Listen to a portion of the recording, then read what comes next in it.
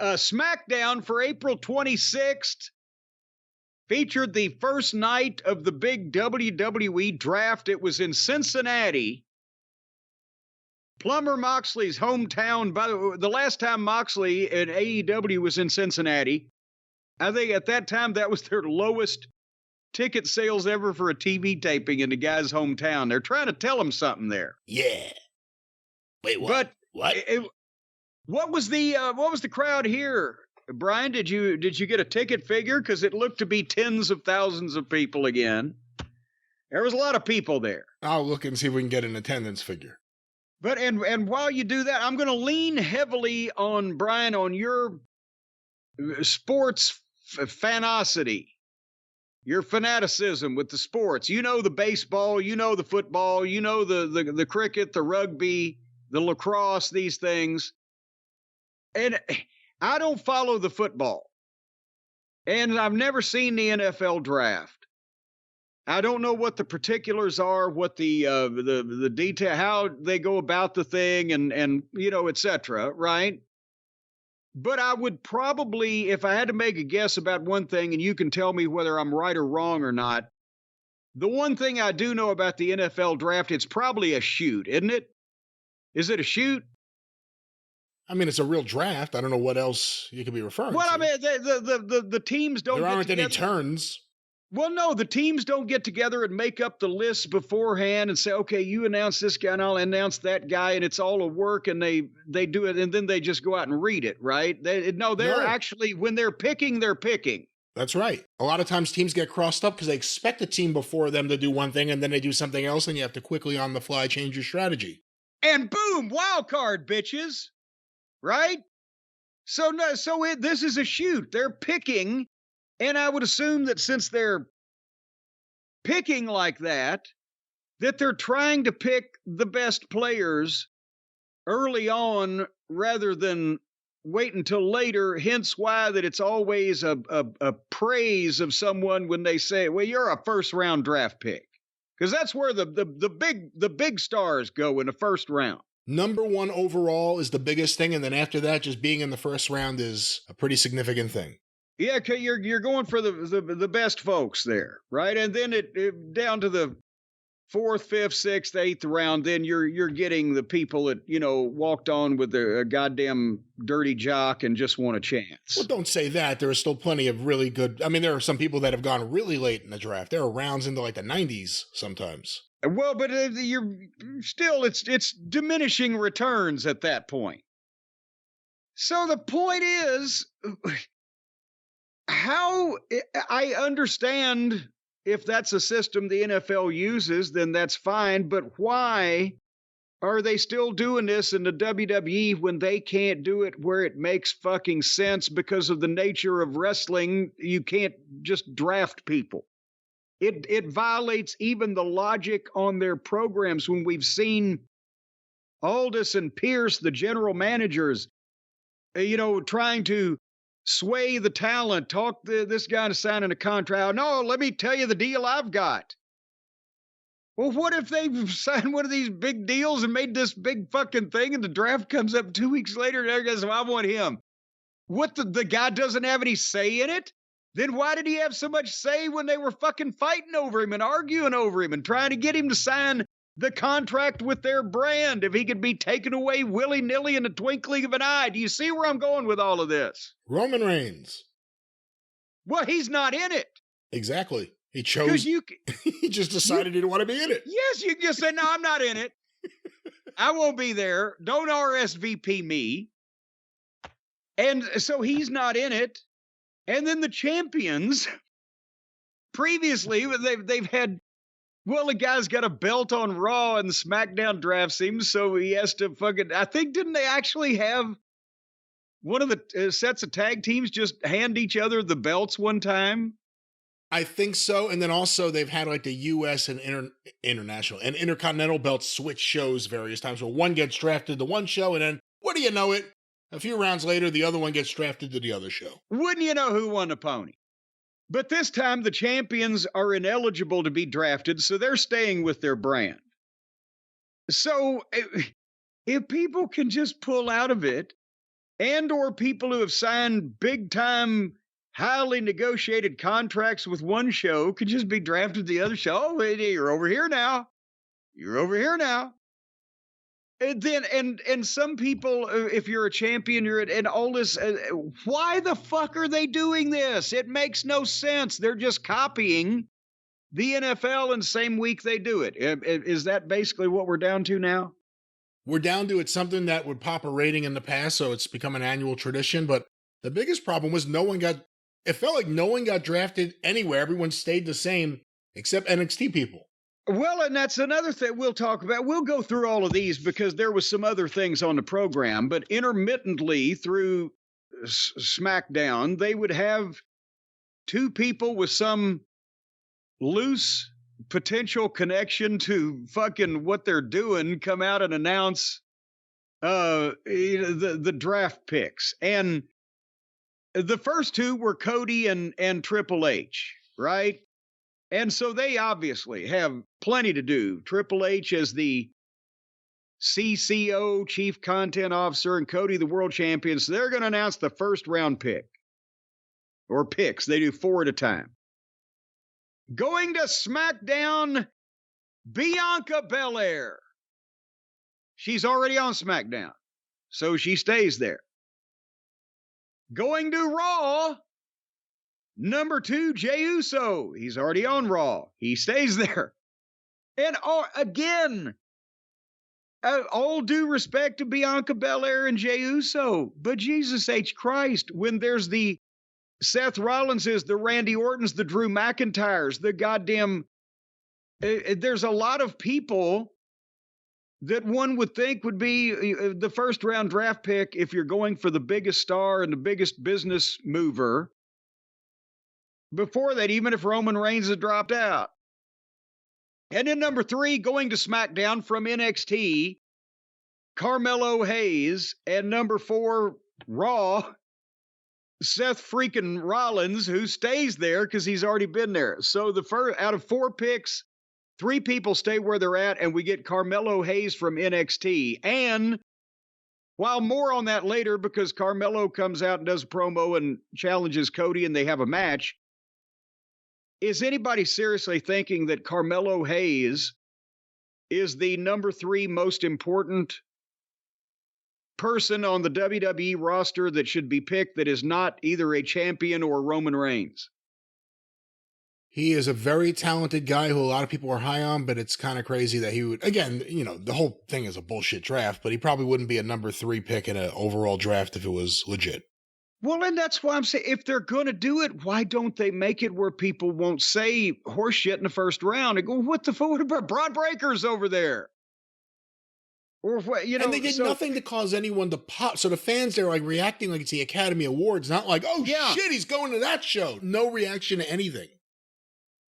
Because it doesn't make any difference to them. They're sitting there right then. They would like to see these people instead of hearing them talked about going to another program. Hey, on that topic, Jim, you asked before, SmackDown, Heritage Bank Center, Cincinnati, as of the morning of the show, it was 47 tickets shy of sellout. I believe they sold out. Tickets distributed, 12,677. And according to WrestleTix, this is the first sold-out show I've ever tracked for them in the building, which has been a challenging market to draw well in. And previously, they did a super show there. It's a house show in June of last year, 6,200 people. Raw in January of last year, 7,600 people. When Cincinnati gets hot, it gets hot. When it cools off, it cools off. And sometimes that doesn't follow the rest of the pattern. 1986...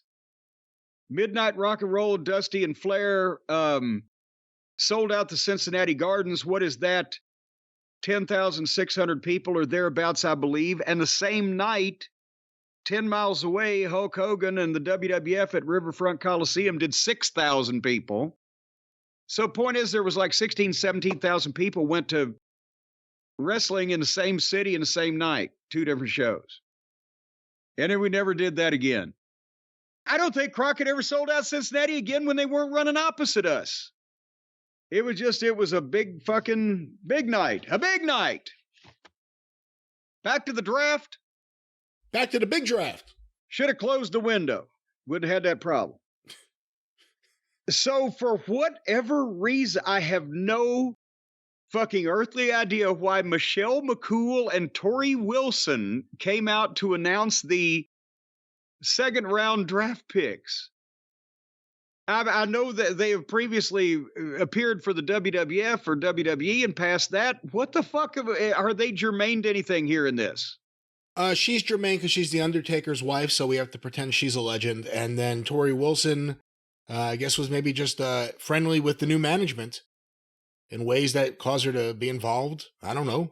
Come on now. I'm not even saying anything sexual, but I'm just, someone in the management now said, hey, how about Tori Wilson? And she had no plans that night, so she came. There's no sinister thing there. All righty. Well, number 5. Weirdo. Staying with SmackDown, the man that also hears voices in his head, Randy Orton. So he's not going anywhere. But Randy Orton coming 2 picks after Carmelo Hayes, and I don't. And then number 6 is Braun Breaker, who is going to Raw, and I missed, hasn't he? He's made a couple of appearances already, but I think he's been on SmackDown, correct? He was brought to SmackDown by Nick Aldis, wasn't he? But is he one of the guys that took the big deal? Because it's only been a few weeks. Now he's okay. Well, those deals apparently aren't worth the goddamn paper they're not printed on. Why wasn't he excluded like Roman Reigns? Because he forgot to fucking say, hey, I don't want to play. So then number 7, Refrigerator Jax, going over to the SmackDown. Why again? Jax, the number 7 most important talent on the Raw. And number 8, Liv Morgan. Why? Goes to Raw. And I mean, we haven't talked about... Wasn't she on Raw? Well, yeah, then she stays there. Drew McIntyre is still out there. Apparently, he's in the draft for Monday. See, that's another thing. If they didn't save some people for fucking Monday would get all the scrubs. But if this was a real draft, Drew McIntyre wouldn't be still out there available on Monday, would he? And there's more people available Monday, too, because it's a 3-hour show. So you saw the picture of all the different faces. It was much more than SmackDown. Some of those faces you could even identify if given a moment to dwell on it. Hey, did you see they released Cameron Grimes? Yes. That's probably the best thing for him, because they were just going to make him completely meaningless and beat him into powder and probably kill his love for the wrestling business. At least now he can try to do something different and, reinvent, change the gimmick, whatever. Maybe they will see him differently in the future somehow. Yeah, so I put up an emotional video talking about he just got the call that he got his released. I definitely hope I'm sure it'll be AEW just based on a number of things, but I hope he does something. He was really good, and he was misused once he got to the main roster. Well, they wouldn't let him grow his fucking hair. That was the best part of him. His chest hair or his hair? All of his hair. Just hair out of he had hair on his goddamn eyelids. Grow that motherfucker. Make him goddamn JoJo the dog-faced boy. Whatever the fuck, but let him be natural. And don't you like it when people have their natural hair all over them, Brian? I've never thought about this. I've never thought about this ever. I don't know what you're thinking. We don't even have a Manscaped spot today. But... Yeah, you're transitioning to nothing. Well, but see, here's the thing. If you want to be goddamn different and be on television, then you got to let a lot of shit grow.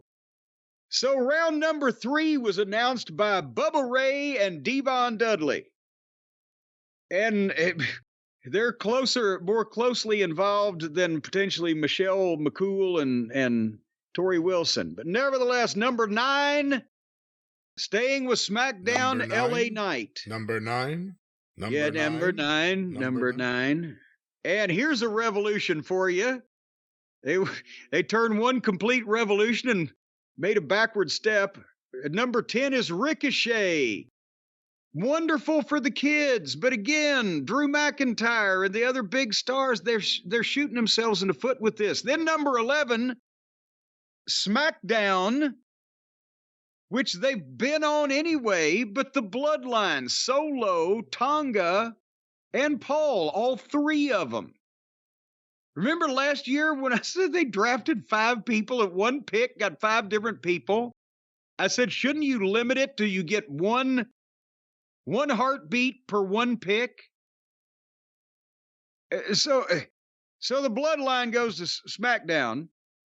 And in number 12, Raw gets Sheamus. Whichever.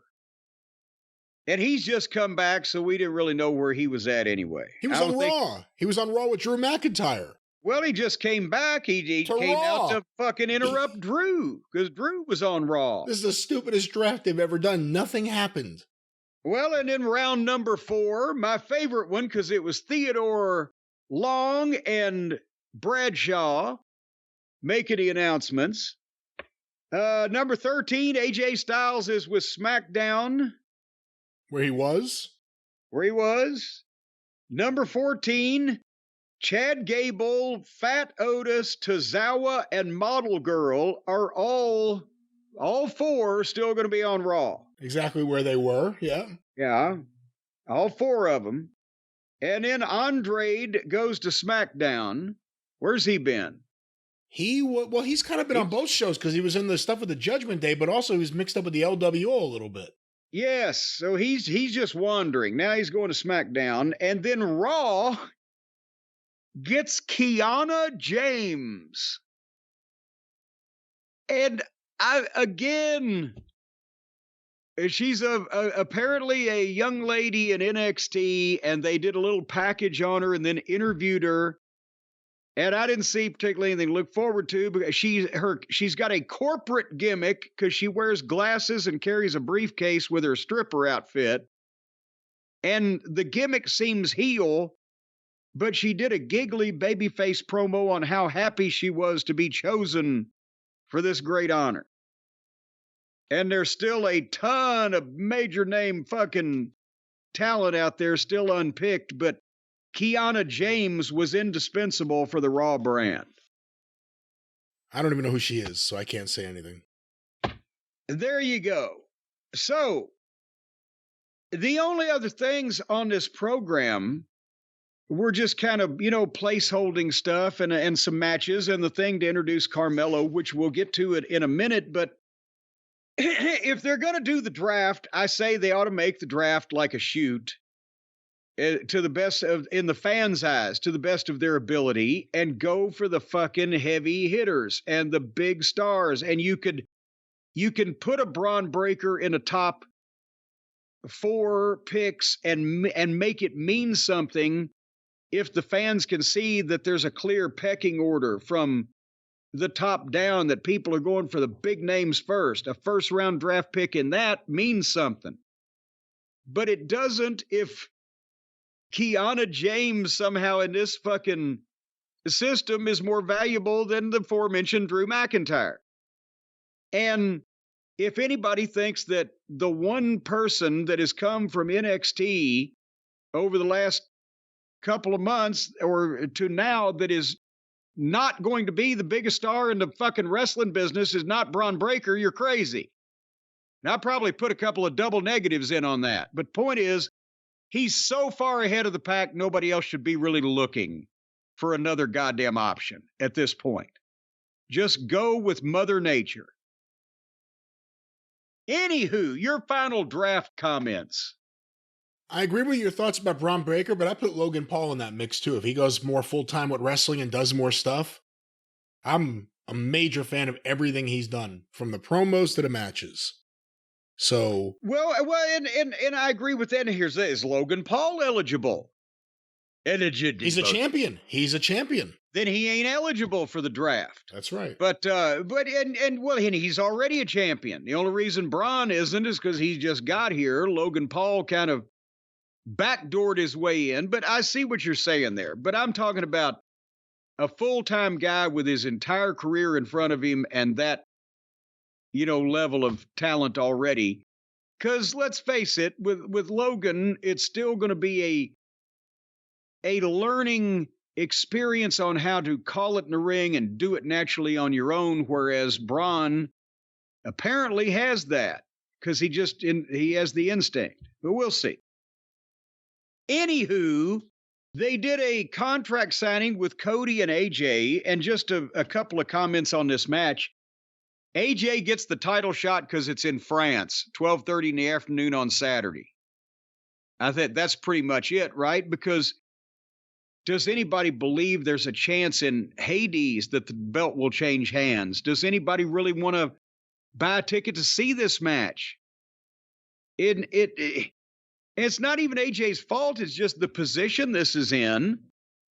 Does anybody give a shit except the people in France, and Peacock's paying for it anyway? Is it that type of pay-per-view main event?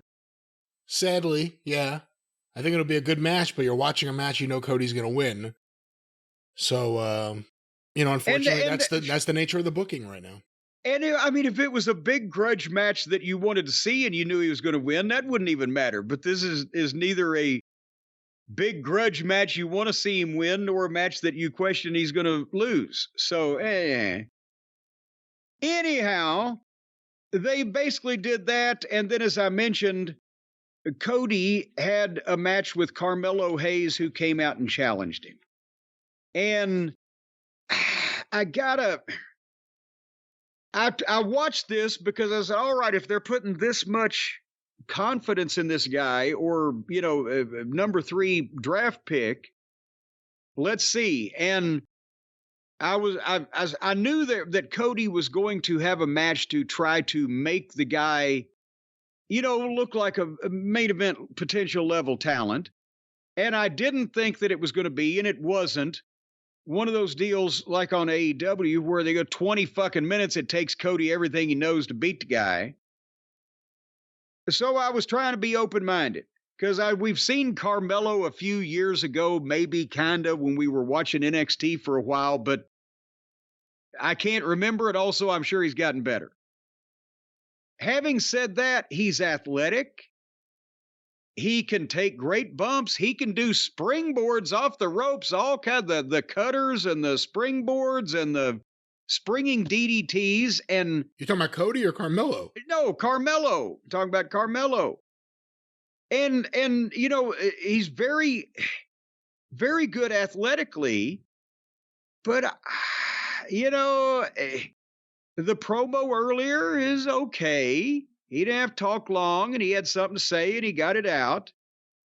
And the match here, maybe his nerves. He does spots like a baby face, but he kind of had he pie-faced Cody at one point. He started what kind of looked like heat on him at another point, but then Cody fought back. I don't know how they've been portraying him in NXT, face or heel, or how they're going to do it here, but right now I'm seeing he's a very talented mid-card guy that does good athletic things. Neither the size nor the promo is outstanding or eye-catching or ear-catching in any specific way. And, he looks like he'd be one of the most talented guys on AEW television because he's kind of the same size there and does all the springy things. But I didn't see, at one point Carmelo did the springboard DDT. Well, wow, boy, that looked great. Got a 2 count, and then he got lost. And he bent over and got something on Cody that wasn't a fucking hold. He didn't have a hold of himself, much less Cody. And then, because Cody's calling the match, and I know Carmelo's trying to listen, but then Cody had to turn into it to put himself in a front face lock and then get him back on the nerves again. But I don't see a future WWE champion, which is what the number 3 draft pick ought to be. I see a talented, athletic guy that will probably have good matches on the roster and maybe get a little more oomph in his promos one of these days. What, am I being too critical or just seeing what's going on in front of me? I think he's, from what I've seen, because he's been on SmackDown, I think, before, just recently, and we've seen him a little bit in NXT. He's good. I know a lot of fans have been raving about some of his stuff in NXT. The matches, he's good. He had a good match against Cody, but it wasn't any different than anyone else's match. To me, it didn't feel like that. And then he lost. So let's see what they do. Nothing against him. He seems like he's, like you said, maybe he'll become something. They're high on him. There are people there specifically high on him. As opposed to over in AEW, where they're mostly just high. That's right.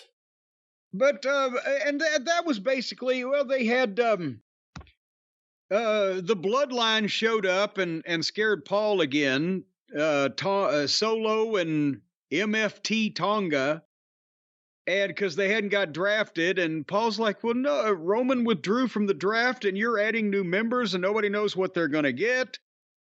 And right as they were probably going to get antsy with Paul, then Owens jumped him, and they got in a big fight, and they fought to the ring, and Orton saved, and now we get Orton and Owens versus the Bloodline in France. And the heel luchas, ooh la la, the heel luchas wrestled the face luchas in part of this 14-person goddamn civil war amongst the Latin American countries. And we found out Escobar came out and he said he proved that Dragon Lee didn't attack, or no, he didn't attack Dragon Lee before WrestleMania. He got the security footage of who did it, and it was video of Carlito attacking the fucking guy, beating the shit out of him, then going back out the door, then coming back in and being, oh my God, you're hurt. And then Carlito fucking jumps Dragon Lee and lays him out and then runs off out through the crowd. So there's all kinds of trouble there. But I mean, here's the thing, Brian, and we'll close the discussion. We got a little spoiled because they were peaking everything for WrestleMania. All the stars were out in the night sky.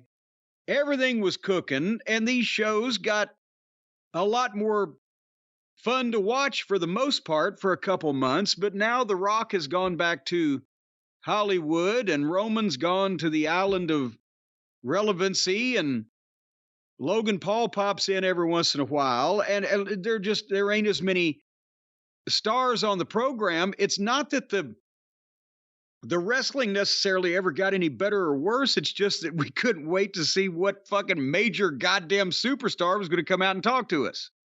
And now that a few of those have taken the season off, the programs are a little more blasé because we get more of the people that we don't really particularly give a shit about wrestling, and a few more of the people that we don't particularly give a shit about talking. This is why they should have put Punk on commentary. Well, I'm sure they're still going to, but I don't think they ought to do it far enough from his return that we get used to him being around. It needs to be still special.